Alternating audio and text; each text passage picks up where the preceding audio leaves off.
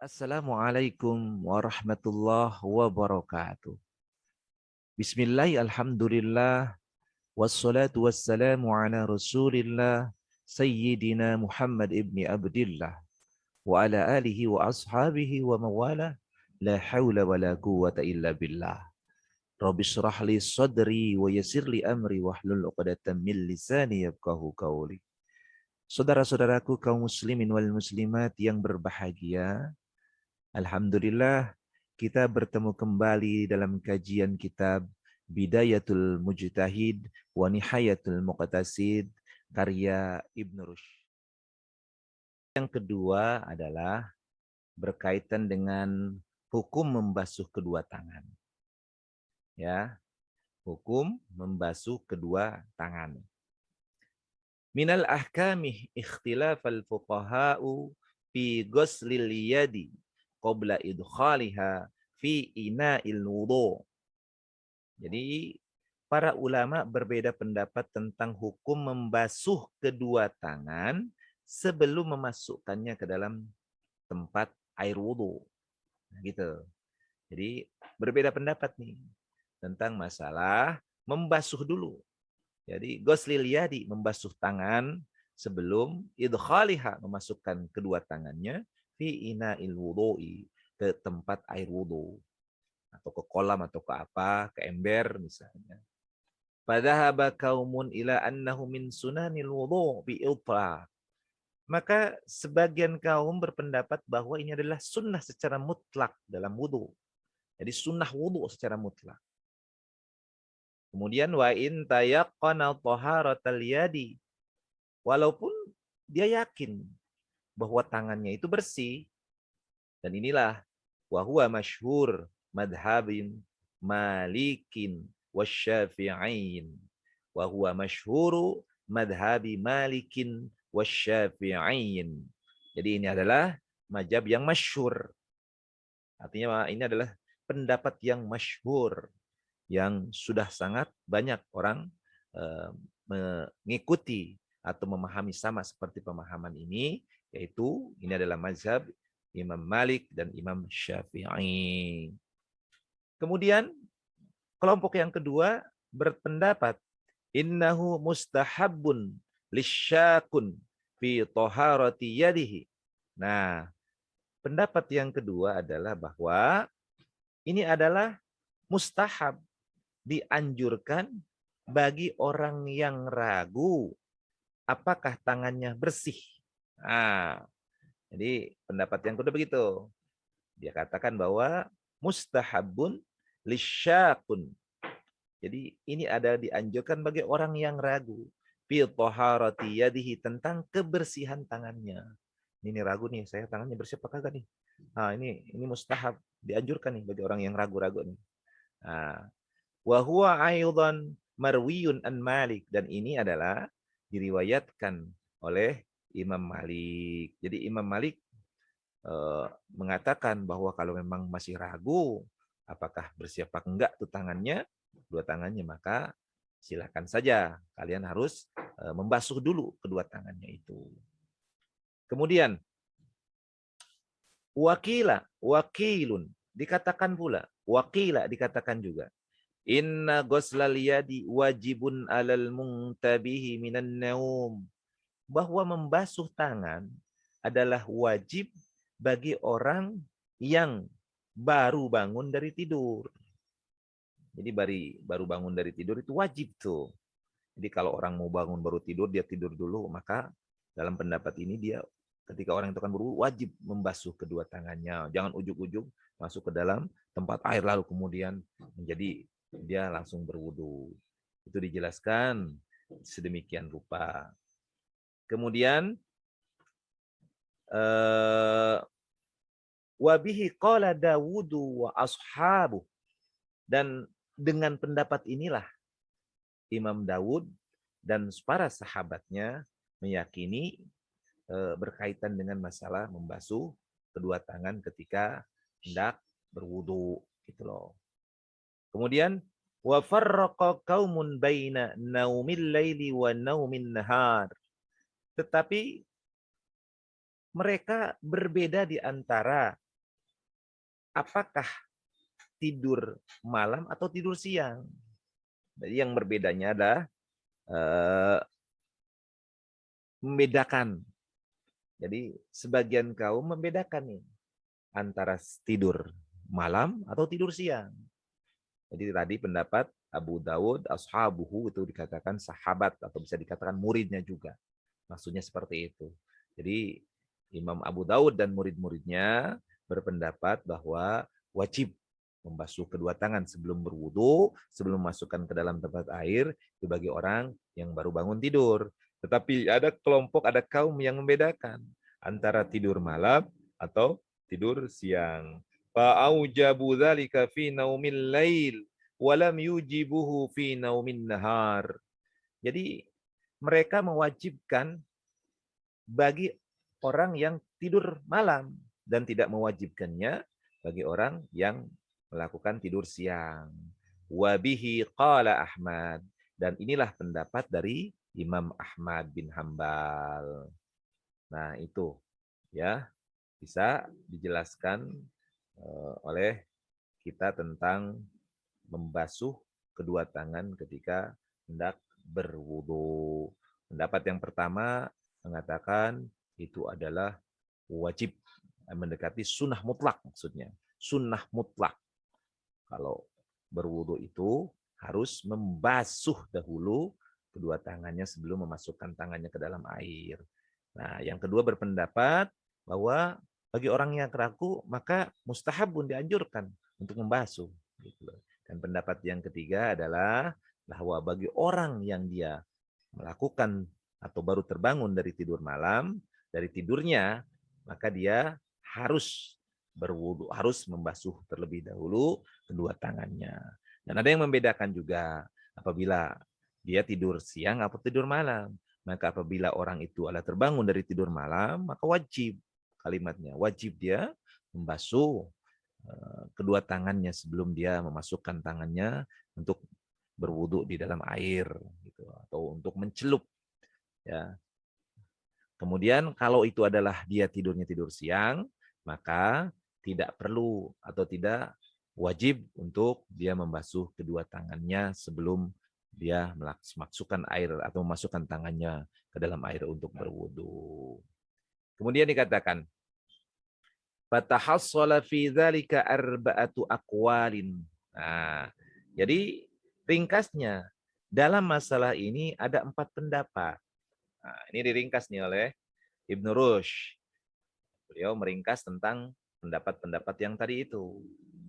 Nah, beliau ringkas, innahu sunnatu bi'itlaq, bahwa membasuh kedua tangan sebelum berwudu menurut pendapat yang pertama adalah sunnatun bi'itlaqin.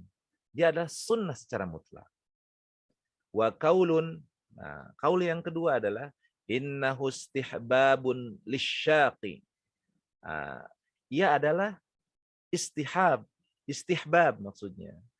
Dianjurkan bagi orang yang ragu. Wa kaulun, dan ucapan yang ketiga atau pendapat ketiga adalah innahu wajibun alal muntabihi minan naum.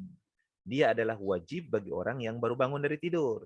Dan ucapan atau pendapat yang keempat, innahu wajibun ala muntabihi minan naumil lail duna naumin nahar. Nah, ini adalah wajib.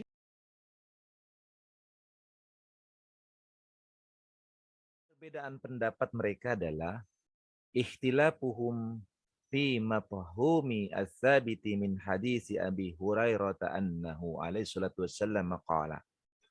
Jadi perbedaan mereka di dalam memahami hadis sahih dari Abi Hurairah radhiyallahu an, bahwa baginda Rasulullah SAW bersabda, idza staiqadha ahadukum min naumihi falyaghsil yadahu qabla ay yudkhilahal inaa fa inna ahadakum la yadri aina batat yaduh. Jika salah seorang di antara kalian bangun tidur, maka hendaklah dia membasuh tangannya sebelum memasukkannya ke dalam wadah. Karena seseorang di antara kalian tidak mengetahui di mana tangannya berada saat tidur. Ini hadis diriwayatkan oleh uh, Imam Muslim. Wa fi ba'di riwayati falyaghsilha salasan. Dalam sebagian riwayat dikatakan hendaklah ia membasuhnya sebanyak 3 kali. Kemudian mensikapi daripada antara nas Al-Quran surat Al-Ma'idah ayat 6 dengan hadis Abu Hurairah ini, maka ulama tadi itu yang berbeda 4 pendapat tadi, faman lam yara' baina ziyadatil waridati fi hadal hadisi ala ma fi ayatil wudu'i mu'aradatan wa baina ayatil wudu'i hamala labdal amri hahuna ala zahirihi minal wujub. Jadi ulama yang tidak melihat, ya, maka ulama yang tidak memandang, tidak melihat adanya kontradiktif antara ayat Al-Quran dengan antara surat Al-Quran atau ayat Al-Quran tadi Al-Ma'idah ayat yang ke-6 dengan hadis dari Abu Hurairah, maka mereka berpendapat bahwa membasuh kedua tangan ketika hendak berwudu itu adalah hukumnya wajib dan menjadikannya salah satu waja'ala dzalika fardhan min furudil wudu, menjadikannya sebagai salah satu rukun dari wudu. Jadi fardhan, fardhan itu artinya rukun di antara rukun-rukun wudu. Itu yang pertama. Yang kedua adalah wa man fahima min haula'i min lafdil bayati naumal laili aujaba dalika min naumil laili faqat. Jadi bagi ulama yang memahami bahwa lafaz bayati naumal laili artinya bangun tidur malam saja. Jadi memahaminya bahwa memahami kata al-bayat, al-bayati naumal laili berkaitan dengan bangun tidurnya tidur malam. Jadi tidurnya ini memahami bahwa tidurnya tidur malam. Maka auja badalika min naumil laili faqat, maka dia para ulama ini mewajibkannya membasuh kedua tangannya itu atau telapak tangannya adalah hanya pada saat orang terbangun dari tidur malam saja. Itu pendapat yang kedua. Nah, pendapat yang ketiga alasannya adalah wa man lam yafham minhu dzalik wa innama fahima minhun nauma faqat aujaba dzalika ala kulli mustayqidin minan naumi naharan aw lailan. Maka barang siapa atau ulama yang tidak memahami seperti begitu, maka mereka hanya memahami bahwa naum itu ya bangun tidur, tidur baik itu tidur malam maupun tidur siang, maka bagi mereka itu ya setiap bangun tidur, baik siang, baik malam, maupun siang ataupun malam, maka wajib bagi orang yang bangun dari kedua tidur itu, tidur siang atau tidur malam, untuk membasuh kedua tangannya ketika hendak berwudu. Artinya ketika kita akan memasukkan air wudu, nah maka wajib untuk basuh dulu telapak tangannya dalam hadis yang tadi dengan tambahannya dibasuh 3 kali telapak tangannya. Nah, kemudian pendapat yang keempat adalah wa man ra'a anna baina hadhihi ziyadati wal ayati ta'arudan. Jadi barang siapa yang berpendapat bahwa antara hadis dengan ayat ini ta'arud, kontradiksi. Idza kana dhahirul ayatil maqsudu minhu hasru furudil wudu'i kana wajhul jam'i bainahuma indahu ay yukhrija lafdhal amri an dhahirihi. Kemudian dijelaskan an dhahirihi alladhi huwa al-wujubu ilan nadab. Jadi dijelaskan bahwa adapun ulama yang berpendapat adanya kontradiksi antara hadis dengan ayat karena makna zahir ayat wudu mengandung makna hasr, yaitu pembatasan kefarduan wudu, maka cara mengkompromikannya adalah dengan mengeluarkan lafaz perintah dari zahir ayat yang menunjukkan wajib kepada sunnah. Jadi tadi di dalam ayat wudu kan dibatasi itu wajah, tangan, kepala, kemudian juga kaki. maka kan pembatasan. Maka bagi orang yang berpendapat bahwa kontradiksi nih antara ayat dengan hadis. Kalau hadis kan mengatakan tentang tangan.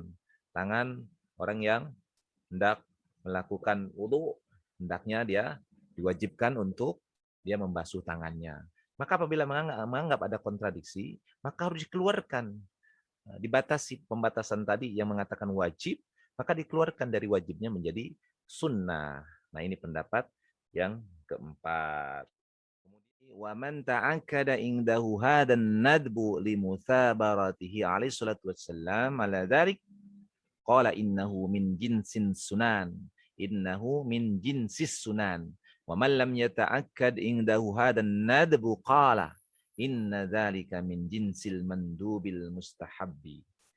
Jadi dikatakan di sini adalah bahwa ulama yang berpendapat kuatnya anjuran karena Rasulullah SAW melaksanakan secara terus-menerus, maka mereka berkata, jadi innahu min jinsis sunan, sesungguhnya hal itu termasuk sunnah yang dikuatkan.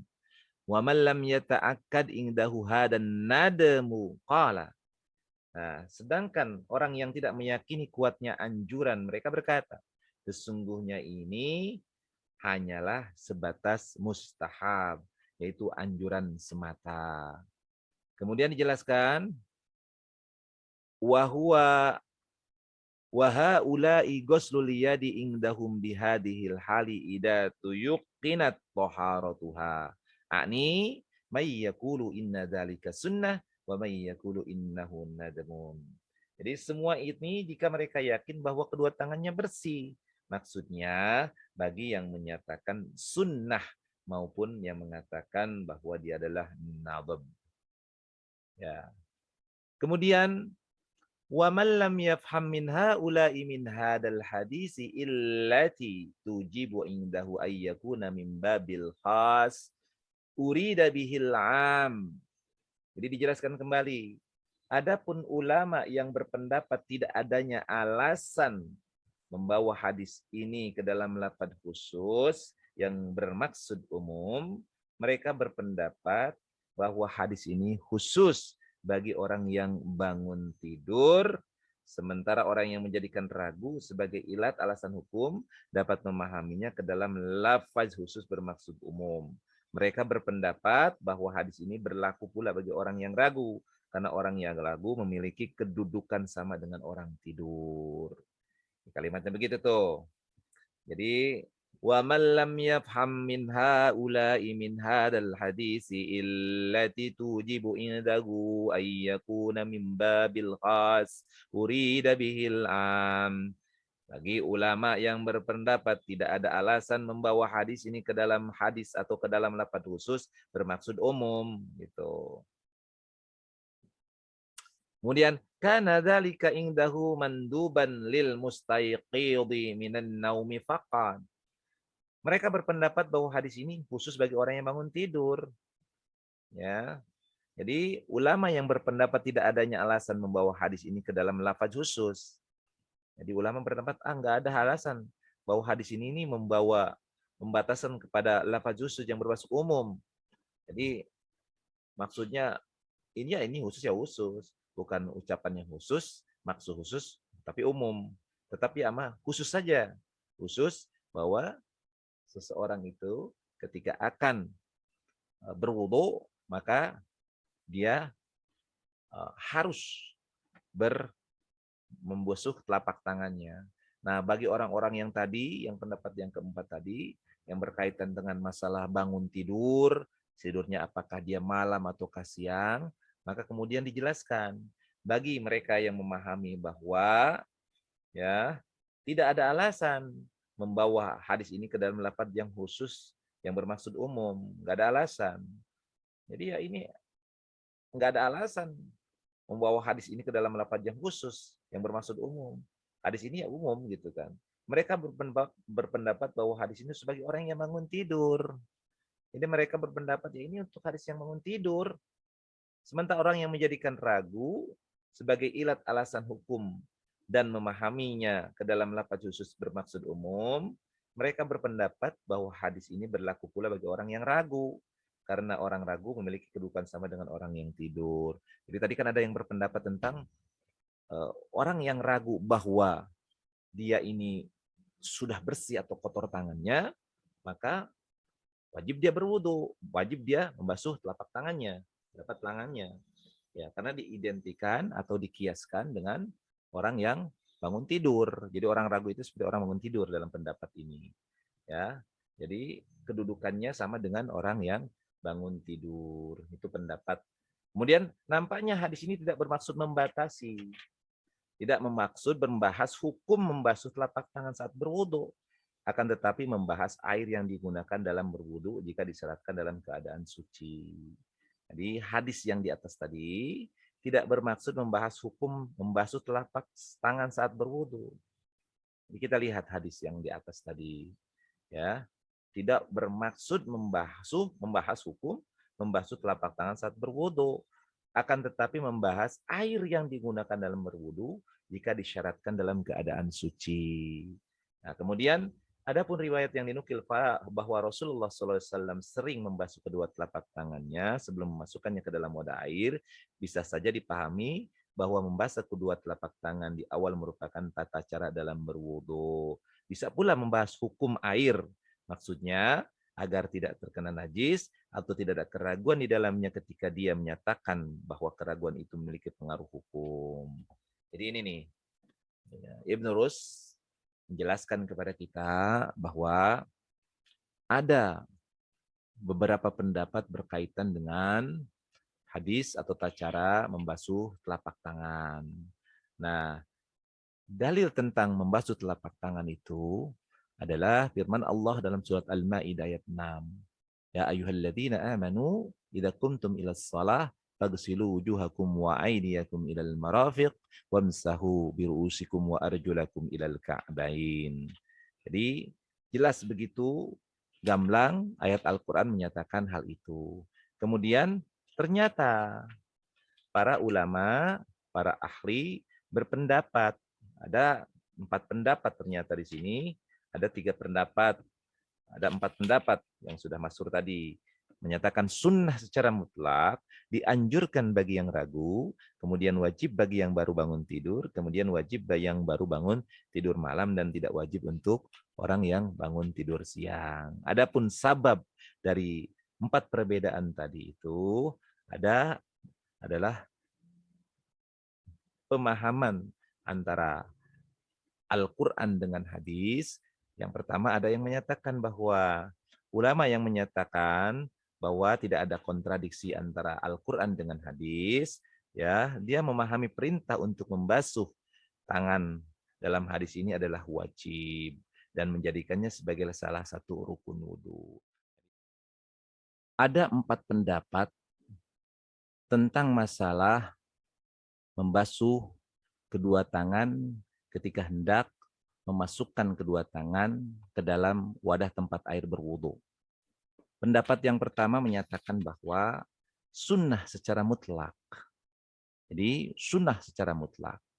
Sedangkan pendapat yang kedua menyatakan bahwa dianjurkan bagi orang yang ragu. Pendapat yang ketiga menyatakan bahwa wajib bagi orang yang baru bangun tidur. Dan pendapat yang keempat adalah wajib bagi orang yang baru bangun tidur malam dan tidak wajib bagi orang yang baru bangun tidur siang. Adapun sebab perbedaannya adalah berkaitan dengan pemahaman terhadap hadis dari Abu Hurairah radhiyallahu anhu, di mana baginda Rasulullah SAW bersabda, "Idza staiqadha ahadukum min naumihi falyaghsil yadahu qabla ayyudkhilahal ina'i fa inna ahadakum la yadri aina batat yaduh." Jadi jika salah seorang dari kalian bangun tidur, maka hendaklah dia membasuh tangannya sebelum memasukkannya ke dalam wadah, karena seseorang di antara kalian tidak mengetahui di mana tangannya berada saat tidur. Nah, antara dalil Al-Quran dan hadis ini, Al-Quran sudah jelas, begitu gamblang menjelaskan tentang tata cara.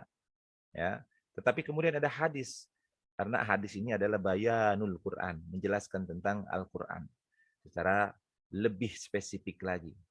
Maka kemudian ulama yang memandang bahwa tidak ada kontradiksi, tidak ada perbedaan, tidak ada sesuatu permasalahan di antara ayat Al-Quran, dalil Al-Quran dengan hadis tadi, maka mereka memahami bahwa eh, membasuh kedua tangan dalam hadis ini adalah wajib dan menjadikannya sebagai salah satu rukun wudhu.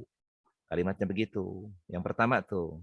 Jadi antara Al-Quran dan hadis itu dianggap sebagai tidak ada kontradiktif, ya, maka dia memahami perintah untuk membasuh kedua tangan dalam hadis ini adalah wajib dan menjadikannya salah satu rukun wudhu. Nah ini, ya, tadi mazhabnya adalah mazhab Imam Syafi'i diantaranya. Kemudian ulama yang memahami kata al-bayat, ya, ulama yang memahami al-bayat itu bangun tidur, makna dengan makna tidur malam. Jadi dalam hadis itu bahwa dikatakan di sini bahwa eh, an-naumihi itu al-bayat.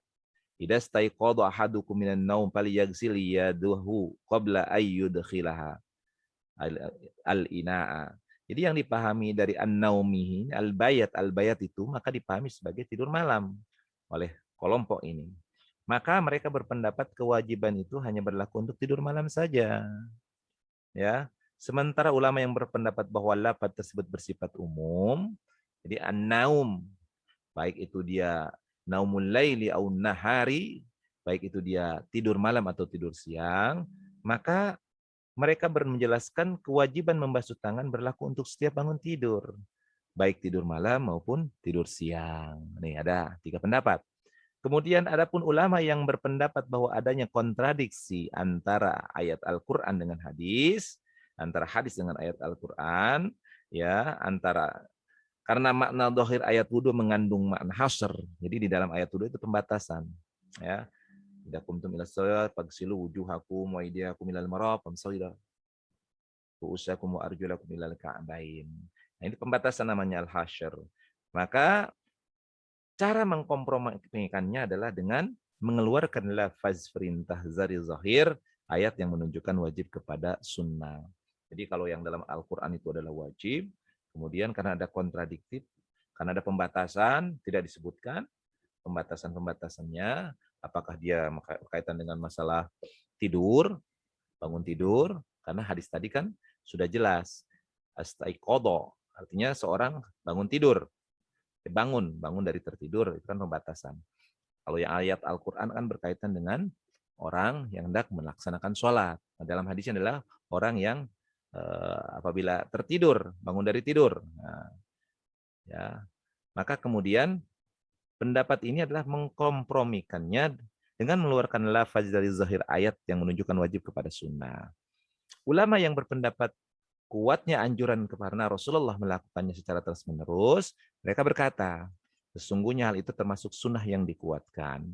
Sementara orang yang tidak meyakini kuatnya anjuran, mereka berkata, sesungguhnya hal itu hanya sebatas mustahab, anjuran semata. Semua ini jika mereka yakin bahwa kedua tangannya bersih. Maksudnya bagi yang menyatakan sunnah dan yang menyatakan nadhab. Adapun ulama yang berpendapat tidak adanya alasan membawa hadis ini ke dalam lafaz khusus yang bermakna umum, maka mereka berpendapat bahwa hadis ini khusus bagi orang yang bangun tidur. Ya, sementara orang yang menjadikannya ragu sebagai ilat alasan hukum dan memahaminya ke dalam lafaz khusus bermakna umum, mereka berpendapat bahwa hadis ini berlaku pula bagi orang yang ragu karena orang yang ragu memiliki kedudukan sama dengan orang tidur. Nampaknya hadis ini tidak bermaksud membahas hukum membasuh telapak tangan saat berwudu. Nah ini, jadi hadis ini tidak bermaksud membahas hukum membasuh telapak tangan saat berwudu. Hadis yang diterima dari Abu Hurairah tadi. Akan tetapi membahas air yang digunakan dalam berwudu jika disyaratkan dalam keadaan suci. Itu loh. Jadi tentang air yang digunakan dalam berwudu jika disyaratkan dalam keadaan suci. Jadi gitu. Jadi orang berwudu itu maka harus keadaan bersih tangannya. Gitu. Adapun riwayat yang dinukil bahwa Rasulullah SAW sering membasuh kedua telapak tangannya sebelum memasukkannya ke dalam wadah air, bisa saja dipahami bahwa membasuh kedua telapak tangan di awal merupakan tata cara dalam berwudu. Bisa pula membahas hukum air. Maksudnya agar tidak terkena najis atau tidak ada keraguan di dalamnya ketika dia menyatakan bahwa keraguan itu memiliki pengaruh hukum. Nah ini masalah kedua yang berkaitan dengan masalah membasuh kedua telapak tangan ketika hendak berwudu. Jadi ada perbedaan-perbedaan pendapat. Yang pertama, perbedaan pendapat menyatakan ini adalah sunnah, ya, sunnah mutlak. Jadi sunnah. Yang berikutnya ada menyatakan bahwa dianjurkan bagi setiap orang-orang yang ragu apakah ini bersih atau najis. Saya dari mana? Udah, bersih dulu. Kemudian ada yang mengatakan wajib bagi orang yang baru bangun tidur. Kemudian ada yang menyatakan adalah wajib bagi yang baru bangun tidur malam dan tidak wajib bagi orang yang bangun tidur siang. Sebab-sebabnya tadi disebutkan bahwa dalam konteks memahami ayat Al-Quran dan hadis. Maka ketika memahaminya bahwa tidak ada kontradiksi, maka menyatakan wajib. Ya, bahkan dia termasuk daripada rukun berwudu tadi. Jadi adapun orang yang memahami bahwa tidurnya adalah tidur malam, maka menyatakan bahwa orang yang baru bangun tidur malam dia wajib untuk membasuh kedua telapak tangannya. Tetapi apabila yang memahami maknanya adalah umum, maka dia memahami bahwa mau tidur malam, mau tidur siang, maka harus membasuh kedua telapak tangannya. Tetapi bagi orang ulama yang berpendapat bahwa adanya kontradiksi antara hadis dengan Al-Quran, karena di dalam ayat Al-Quran itu ada ayat tentang hasar pembatasan-pembatasannya, maka kemudian dikompromikan oleh mereka bahwa mengeluarkan lafaz hadis keparduan kewajiban lafaz dari itu kepada sunnah. Dan ulama yang berpendapat bahwa kuatnya anjuran Rasulullah SAW melakukan secara terus-menerus, bahwa mereka menyatakan ini adalah suatu sunnah yang dikuatkan. Sedangkan ulama yang meyakini bahwa tidak meyakini kuatnya anjuran, mereka berkata sesungguhnya hal itu hanya sebatas mustahab saja, anjuran saja. Semua ini jika mereka yakin bahwa kedua tangannya bersih, maksudnya menyatakan sunnah maupun menyatakan nadab. Dan ulama yang berpendapat tidak adanya alasan membawa hadis ini ke dalam lafaz khusus bermaksud umum, mereka berpendapat bahwa hadis ini khusus bagi orang yang bangun tidur. Jadi tadi orang menyatakan ini tidurnya tidur malam loh. Tidur malam saja yang wajib, tidur siang nggak wajib. Jadi membawa mana khusus yang bermaksud umum gitu loh. Jadi hadisnya umum tapi ditarik ke khusus gitu. Maka dia menganggap ini adalah tidur malam saja. Sedangkan ulama yang mengatakan ini umum loh, bukan khusus, setiap tidur. Maka kemudian mewajibkan membasuh telapak tangannya pada seluruh bangun tidur baik siang maupun malam. Nah, inilah mudah-mudahan jadi pencerahan untuk kita semua bahwa ketika kita hendak berwudu, maka apabila wudunya itu adalah dilakukan dengan cara menceduk, ya, memasukkan ke dalam wadah, karena dahulu air tidak seperti sekarang. Kalau sekarang berwudu kan pakai keran. Maka bagi orang yang berwudu hendak langsung mengambil ke tempat wudu di dalam airnya, maka wajib bagi orang itu untuk terlebih dahulu membasuh telapak tangannya agar terhindar dari najis, ya, agar terhindar dari najis. Inilah pendapat yang paling masyhur sebagai pendapat yang diyakini atau dikeluarkan oleh Imam Syafi'i. Mudah-mudahan apa yang disampaikan di dalam kitab Bidayatul Mujtahid wa Nihayatul Muqtasid ini menjadi pencerahan untuk kita untuk lebih berhati-hati ketika kita akan berwudu. Demikian, mudah-mudahan bermanfaat. Usikum wa nafsi bittaqullah. Assalamualaikum warahmatullahi wabarakatuh.